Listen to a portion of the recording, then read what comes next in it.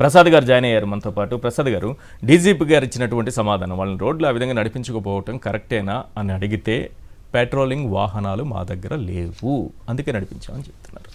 ముందుగా సాక్షి ప్రేక్షకులకు నమస్కారం అండి, అలాగే ప్యానల్లో ఉన్న మిత్రులకి మీకు కూడా నమస్తే అండి. ఈశ్వర్ గారు సార్, ఇది ఈ ప్రభుత్వాన్ని పీపీపీ విధానంలో పోలీసు వ్యవస్థను కూడా పీపీపీ విధానంకి ఇచ్చేసింది.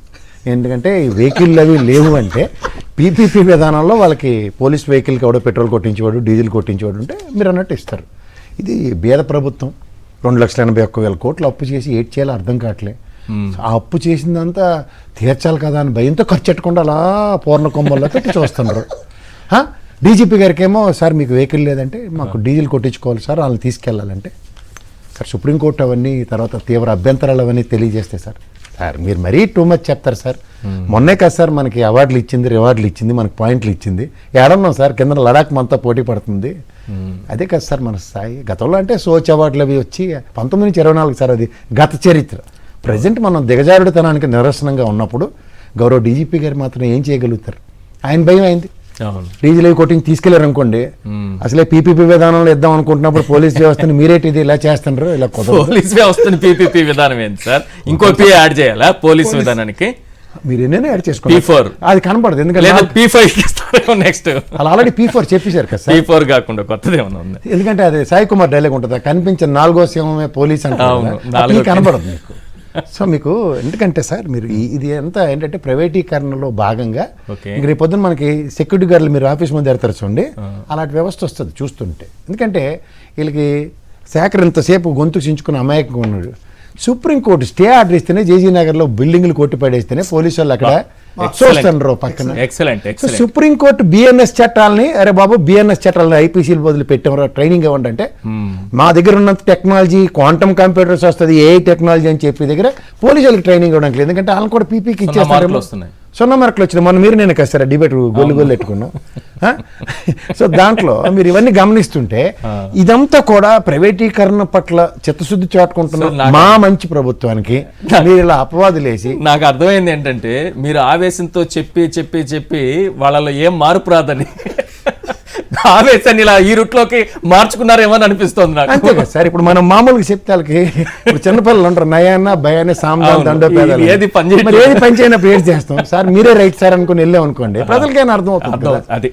అది ఫస్ట్ మా బాధ అంతా ఏంటంటే సార్, అద్భుతమైన పాయింట్, సుప్రీంకోర్టు ఇచ్చినటువంటి తీర్పును కూడా గౌరవించకుండా కాపీలు అందే లోపే 42 కుటుంబాలను నేలపాలు చేసి ఇల్లును కూల్చేసి వీధి పాలు చేశారే, ఇంతకంటే దుర్మార్గం. ఇప్పుడు మనకు చిన్నప్పుడు మాకు భయం ఉంటుంది, వైఎస్ఆర్సీపీ కార్యకర్తలను కొట్టి రోడ్లో ఊరేగించారు, తీసుకొచ్చారు, దానికంటే దుర్మార్గం సార్ అది. వాళ్ళు ఎర్రిపోగులు అలా రేట్ చేయరు కదా.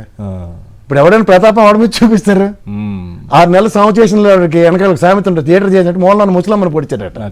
అలాగా నిస్సహాయ స్థితిలో ఉన్న వైఎస్ఆర్సీపీ శ్రేణులు పిలిచి ఏడు మేకలు బలి ఇచ్చారు, కుక్కలు బలి ఇచ్చారు అనుకుని వాళ్ళు వెనకాల తిరుగుతున్నారు. మరి వీళ్ళు చేసిన పని ఏంటి సార్ మీకు తెలుసో తెలియదు? తెలుగుదేశం గవర్నమెంట్ రాగానే, కూటమి ప్రభుత్వం రాగానే రాయలసీమ మొత్తం అంతా పందేరం పెట్టారు, పొట్టేలు నరికి. నేను చేస్తే మంచి ప్రభుత్వం ఇది, అందుకే మీరు ట్యాగ్ లైన్ ఇచ్చుకోవడం రావాలి.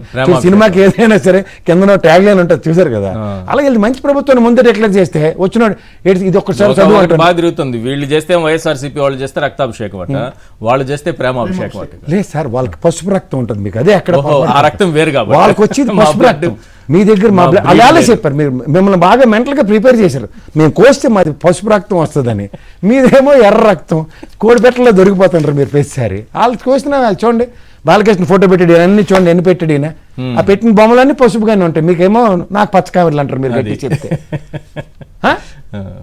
ప్రాబ్లం వల్ల ఏంటంటే పశువులకి మనుషులకి రక్తం ఎర్రగా ఉండడం, వాళ్ళకి ఏంటంటే పచ్చగా ఉంటుంది పసుపు. ఇక్కడ కలకల్లాంటి మంచి ప్రభుత్వం కదా మనుషులు కదన్నా. సార్ మీరు తప్పు మాట్లాడుతున్నారు సార్, వాళ్ళు బ్రీడ్ వేరు, వాళ్ళు అన్ని వేరని బాలకృష్ణ గారు చెప్పారు కదా, మీరు మళ్ళీ జాలిగా నన్ను అడుగుతారేంటి మేము వేరని. వాళ్ళే చెప్పినప్పుడు మనం అందులోకి వెళ్ళకూడదు. సార్ మీరు వేరు సార్, మీరు రక్తం పసుపుగా ఉంటుంది. ఏదైనా సరే మా బ్లడ్ వేరు, మా బ్రీడ్ వేరు అని జాతి వివక్ష చూపించిన వ్యక్తిని మనం ఎమ్మెల్యే చేసి అసెంబ్లీలోకి ప్రవేశపెట్టాం, తప్పు ఎవరిది? విత్ వాళ్ళ కాంటాక్ట్ సర్టిఫికేట్ అసెంబ్లీలో ఉండాల్సినటువంటి వ్యక్తికి ఈ జాతి వివక్ష ఉండకూడదు. నేను మళ్ళీ చెప్తాను, సెపరేట్ మనందరికీ కాంటాక్ట్ సర్టిఫికేట్ ఉంటుంది, మెంటల్ సర్టిఫికేట్ ఉంటుంది. మెంటల్ సర్టిఫికేట్ ఉండే వాళ్ళని ఎమ్మెల్యే చేసాం. మీరు అది గమనించండి ఫస్ట్. ఇదంతా ఒక ఎత్తి అయితే మీరు జాగ్రత్తగా గమనించండి. బిఎన్ఎస్ చట్టాల్లో ట్రైనింగ్ ఇచ్చారంటే ఇవ్వలేదు. బిఎన్ఎస్ చట్టాల్లో ట్రైనింగ్ ఇవ్వనందుకే కదా మొన్న ఇచ్చిన కెమెరాలు కూడా ఏర్పాటు చేయలేదు. ఎక్కడ ఉంది అంచేత పోలీసులు నడిపించి తీసుకెళ్తారు. క్వాంటమ్ కంప్యూటింగ్ తీసుకొస్తున్నారు, సీసీ కెమెరాలు పెట్టలేరంటున్నా. పెట్టలేరు కదా. కలెక్టర్ ఫస్ట్ మీటింగ్ లో మాత్రం ఆయన ఏడు చెప్పారు, అల్లప్పుడైనా నేనే పెట్టాను కదా.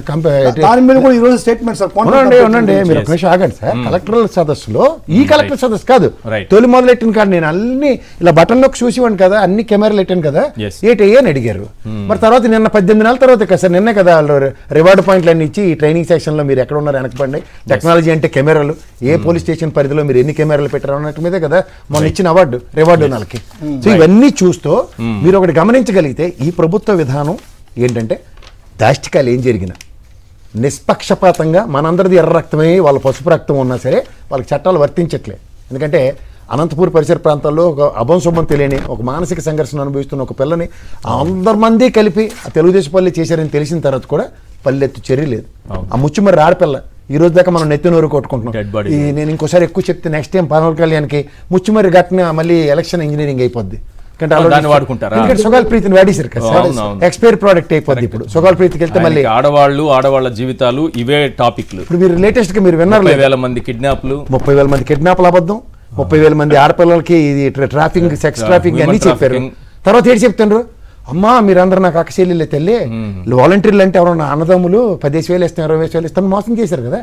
సో ఇవన్నీ మనం గమనిస్తున్నప్పుడు ఏంటంటే సార్, ఒకటే ఒక విషయం తెలుసుకోవాల్సింది ఏంటంటే వాళ్ళు ఏంటి చేసినా రైట్. ఎందుకంటే 5 ఏళ్ళు మనం ఏం చేయలేం కదా. భయం పెంచగలిగితే జగన్మోహన్ రెడ్డి స్థాయి కావాలి. ఏంది మన చూడండి హాస్పిటల్కి జలక్ ఇచ్చాడు పీపీపీ అనగానే ఎవరిని బెదిరించారు, వీళ్ళు భయం పడుతున్నారు. కానీ భయం పెంచింది ఎవరంటే ఎవరైనా ఇన్వెస్ట్మెంట్ చేస్తా ఉన్నాడు ఆ పూర్వపురాలు ఆలోచించుకుని నేను నిజంగా ఇందులోకి తాడు బొంగరం బెనామీ యాక్ట్లో దిగిపోయానంటే రేపు పొద్దున్న నాకు వచ్చే పర్యవసనాలు ఎవరు బాధ్యత వహిస్తారు అన్న క్రానికల్ ఆర్డర్లు ఇవాళకి ఒక్కటి తెగించలేకపోతుంది. సో అలా ఎవడైనా భయపిస్తే, ఎవడైనా భయం పెంచడం కాదు, ఇహపరాలు తెలిసి వ్యవస్థల మీద గౌరవంతో ఏం చేయాలో చెప్తే ఆ వ్యవస్థ పని చేసుకుని వెళ్తుంది. రైట్.